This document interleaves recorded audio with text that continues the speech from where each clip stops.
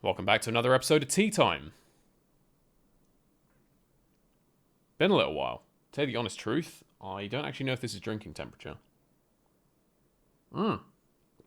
It is. Perfect. So, I've been quite excited to make this video. I've been dying to tell you all about my little lotus flower obsession that I brought back with me from the Japan trip that I have gone on about ad nauseum. I'm not going to bore you with it for much longer, but there's one specific part of the trip that I wanted to talk about.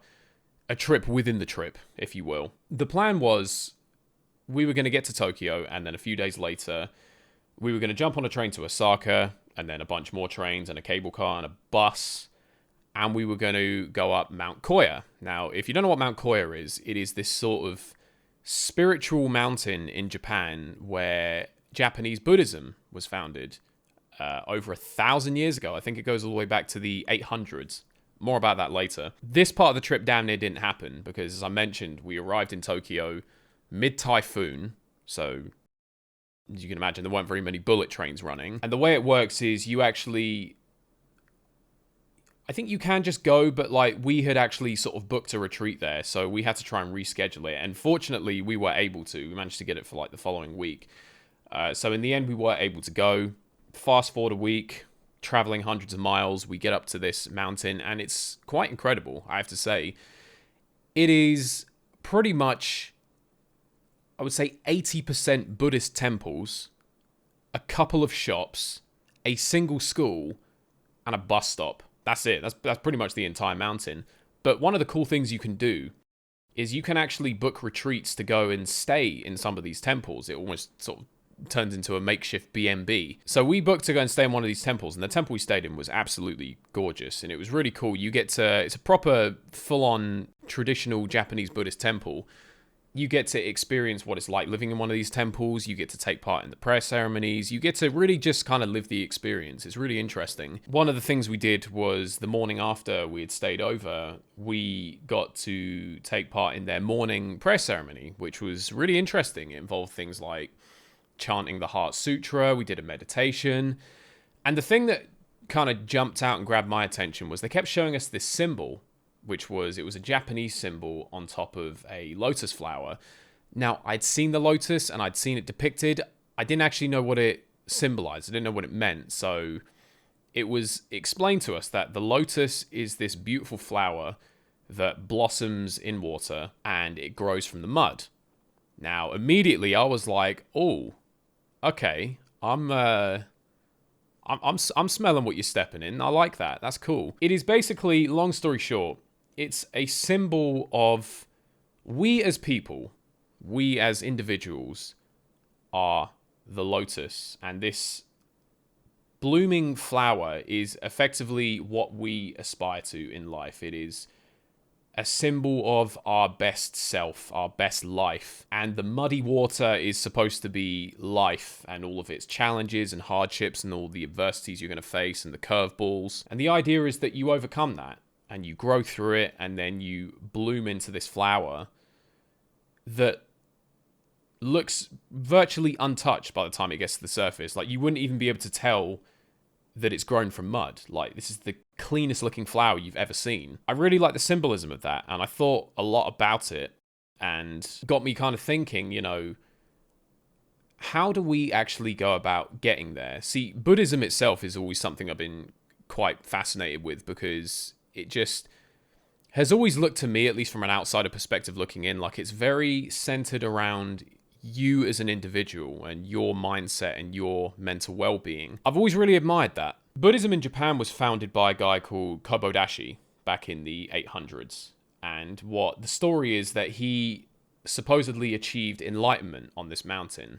And then the rest is history. All of these temples were built, and they have been trying to follow in his footsteps ever since, you know, for the last 1,000 years. So we have this mountain full of all these temples and all these monks who lived there pretty much full time. And I learned, they told us this, that no one since Kobodashi has been able to successfully, in their view, achieve enlightenment. And I had this moment where we were walking through a forest. They've got this amazing forest up there that spans for miles, and it's just one big graveyard. It's a giant cemetery. And what's really interesting is they've got graves there going back hundreds and hundreds of years, and then they've got graves there that are like going back a couple of years. So it's really interesting to kind of get the, context of the whole timeline. I had this moment where I had an epiphany, if you will. Brace yourself. We're about to go on some hippie shit here. I suddenly realized, I think I know why. I think I know why you haven't been able to do it. When we think about the lotus, the whole point is this flower can only grow in muddy water. It cannot grow in clear water. If you take a seed and you stick it in a little vase with the cleanest water in the world and just leave it on the side, away from all the mud, away from all the shit, it's not going to grow. This flower blossoms despite the mud, but the mud is just as crucial a part of that flower's growth as anything. You can't hide from that. And I saw the way that these monks live. They don't leave the mountain, ever. They spend their entire lives up there just praying and meditating and trying to follow in Kobadashi's footsteps. And I just thought to myself, well, there's your problem. First of all, this whole mountain is like a giant sanctuary. It's like a big Buddhist safe haven, hundreds of miles away from any kind of civilization. That ain't muddy water. This is the cleanest water I've ever seen. I could drink this. It's like a giant comfort zone. And we talked about the comfort zone, remember? We said it's a nice place. It's a very peaceful place. Fuck all grows there. I think they've got it half right. They're very focused on being mindful and clearing your mind and, getting in touch with this. Now, if you imagine this is your spirit or your soul, whatever you want to call it, this is you. This is the most authentic version of you there will ever be. But what happens is, as you go through your life, you go through your childhood, adolescence, even your adult years as well, this gets bogged down and it gets buried underneath all of the shit that goes on up here. You go through experiences, you go through trauma, society places all these expectations on you that are not there to actually serve you. When you're growing up, no one ever tells you how to be you. All they tell you is how can you be useful to someone else. And what happens is this gets buried underneath all of that, and you kind of lose touch with it. The work that I've been doing in the last few months, and really a big part of the reason why I wanted to go on this trip, is, remember I talked about how I started feeling a bit... I just felt like something wasn't quite right. I felt like, for years I thought I was good. I thought I was sound. I thought I was solid. Am I? Am I as okay as I think I am? Or actually, have I got a bit more going on up there than I was willing to admit? Things that I wouldn't necessarily have thought would still be having an effect on me, but I never addressed them. And this is something we talked about as well. When these things happen, they do influence you, whether you realize it or not. And what we tend to do is just ignore it and just bury our head in the sand. We just sort of take it as a sign of, oh yeah, you're just growing up and changing. No, you're not. What you're doing is you're just not actually working to heal the damage that's been done. And all the while you do that, you're doomed to be led astray by it. So one of the things they teach is about clearing your mind. And this is something that I've been trying to work on.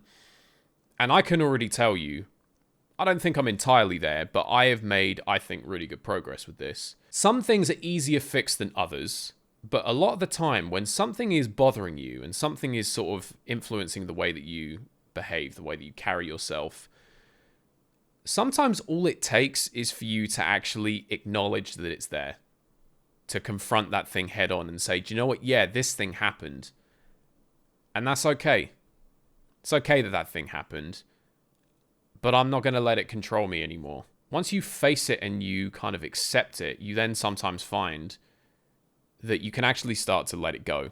And the effects that it has on you start to fade away. Sometimes it can be as simple as just forgiving yourself. Maybe you fucked up. Maybe you made a mistake and you still feel guilty about it. Let it go. You can actually have that dialogue with yourself. You can say to yourself, do you know what? Yeah, I did fuck up. But do you know what? That's okay. It's like saying God of War, isn't it? Don't be sorry. Be better. You can start tackling some of those things. Then you start to kind of empty your mind and get rid of all this. Imagine it's like you have a PC. And what happens when you use a PC and you're playing games and you're going on this website and that website? Or you start getting tracking cookies and the cache fills up and you get junk files. You might get malware. And it slows the PC down. It starts affecting the performance. So then what do? Well, you run one of them C cleaners, don't you? Get rid of the junk files. Run an antivirus. Get rid of that Trojan, whatever it is. And then suddenly, as if by magic, the computer runs properly again. As it should. It's faster, it's more efficient, because you got rid of the shit. I don't think we're any different. I think we're exactly the same. If you imagine this is you, your body is the vehicle that it drives, and the world around you, the muddy water, is like the shit test. It's the testing grounds to basically see, okay, let's see what you got. Let's see what you can do. If you can get rid of all the junk that you don't need, you'd be amazed what you can do. Just like your PC, you will start feeling better. You will start sleeping better. You will start feeling more confident. You will be more productive. You will work at a level that you didn't even think you were capable of. You would be amazed at the things you can do if you can just get rid of the shit. But here's the thing. This is where I think they get it wrong. When you have emptied your mind and you're now in a position to get out there and get it done, you can't then just go and hide. You know, if you want to level up, you got to actually play the game. You can't just hide in Whiterun for the rest of your life because, oh no, there's bandits out there. And there's mud crabs and there's dragons and oh no, I don't like it. Okay, so what? You're just going to sit there and be level 1 for the rest of your life? When you have got yourself into that mindset, it's not permanent. It's a practice. And the fascinating thing about the lotus is at the end of each day, it sinks back under the surface again. And then it blooms again the following day. That's what we have to do. You're going to go out there, you're going to navigate your life. And it's going to throw curveballs at you. And people are going to try and give you tracking cookies. And people are going to try and give you viruses. And you got to learn to just keep all of that shit out. And just stay in touch with this. Just focus on you. And then you get your ass out there and you level up. Do you know how you don't level up? Is by hiding yourself up a mountain hundreds of miles away from everything else. That is damn near like moving into High Hrothgar. What the fuck are you going to achieve up there? You want to grow. If you want to level up, you want to blossom into that lotus, you got to embrace the mud. It's the only way. And I think what happened was I saw this in the monks. And it was like looking in a mirror. It suddenly hit me. Man, this is what I've been doing for years. I've been hiding. I've been avoiding things that made me feel uncomfortable. I've not taken risks that I know I should have because I didn't have the confidence in myself to do it. And for the first time I realized, this ain't it, Chief. This isn't the way. This is because the thing is, Kobodashi, when he achieved enlightenment, there was no sanctuary. It was just a mountain. It was just him. The sanctuary was built after he achieved that. He found his way. He blossomed into the lotus. And then what they've done is they've built this giant safety bubble around it all. And now they're wondering why they can't do the same thing. I don't think it's that complicated. It really made me reflect on myself and how I've isolated myself for so long and how I've avoided things. I thought, God, yeah, I really put myself in a little vase and just locked myself away in a cupboard because I just didn't want to be anywhere near the shit. Didn't want to have to go through the trials and tribulations, and it's a very good way to stay where you are. Welcome to the real world. It sucks. You're gonna love it. Couldn't have said it better myself. Don't see that as a reason to avoid it. See it as a challenge. See it as an opportunity. A lot of the times when you feel uncomfortable, it is an opportunity for you to grow. And that is ultimately what we're trying to do here, isn't it? We all want to become that lotus. We all want to live our best life and become our best selves. You got to be willing to do the work. And another thing as well is you cannot just follow in someone else's footsteps. That doesn't work either. If you imagine the world is just one giant muddy lake, you can't have two flowers blossom in the same place. It's not possible. You have to find your own way.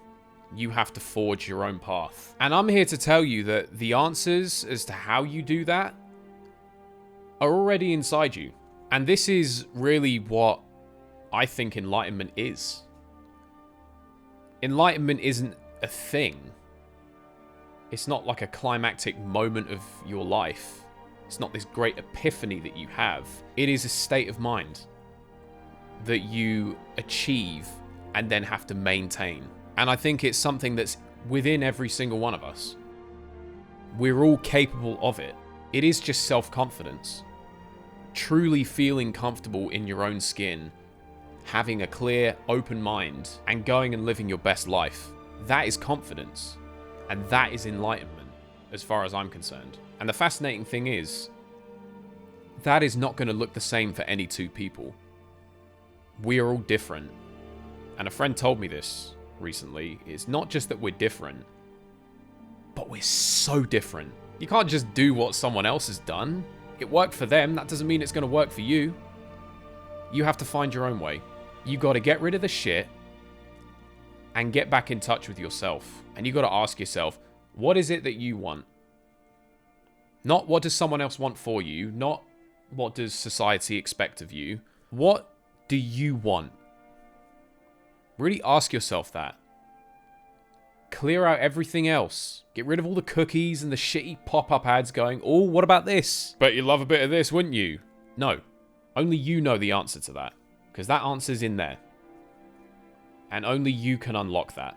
You ever had that thing that you really wanted to do? That leap that you wanted to take, but you just didn't... you just couldn't quite... I'm challenging you to get off your ass and do it. At the end of the day,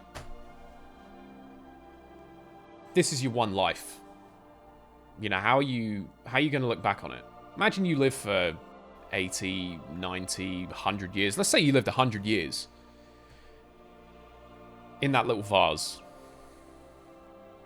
Never had to face any challenges. Never had to go through any kind of trials. Never had any hurdles to overcome. Just sat there in your comfy slippers, kicking your feet up. Do you not think you would get to the end of your 100 years and think, that was a bit boring? Didn't really do anything. Marcus Aurelius said, it is not death that a man should fear, for he should fear never beginning to live. What is it that you want? What have you got going on up there that you just don't need? That's not serving your best interests? Are you going to tackle it? Get rid of it? Beat the shit out of those bandits. Slay them dragons. Make it so when you walk into the giant camps, they're running away from you. Don't be afraid of the shit. You don't have to let it get to you. Think about a boat. Does a boat sink because of the water around it? Or does it sink because of the water it lets in? You have it in you to become that lotus, to become your best self. The question is, will you?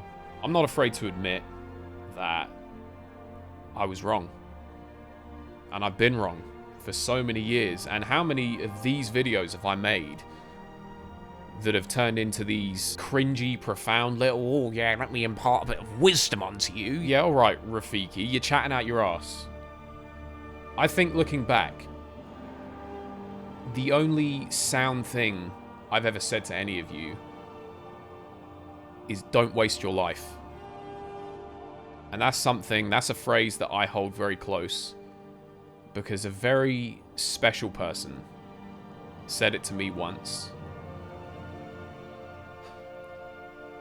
We're not doing this. A very special person said that to me once. And it was the last conversation that I ever had with them before they passed away. And she was right. Mate, you only get one of these. What are you going to do with it? Thank you for watching. I hope at least some of that made sense. That was a part of the trip that really stuck with me. And I think I've managed to come back from this trip with a pretty clear head.